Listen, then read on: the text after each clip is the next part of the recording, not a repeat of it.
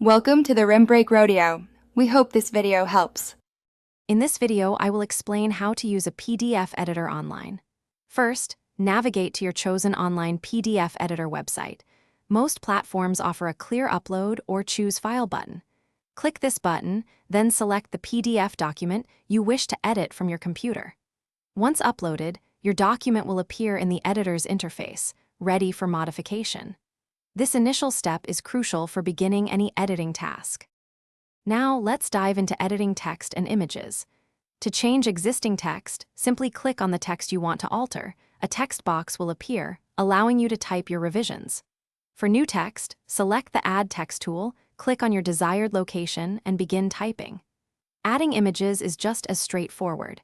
Choose the Image tool, upload your picture, and then easily drag its corners to resize or move it around the page. These tools give you full control over your document's visual content.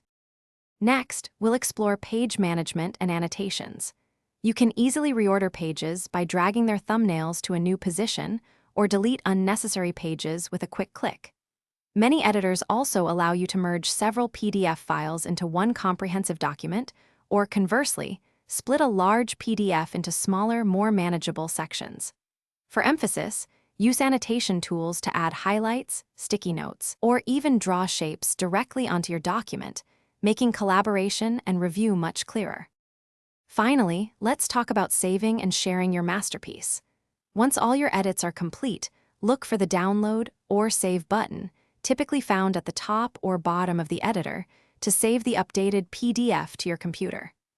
Many online editors also provide convenient options to share your document directly via email or a unique link. Always remember to use a trusted platform to ensure the security and privacy of your valuable information throughout this process. Thanks for watching. Consider subscribing if we helped you.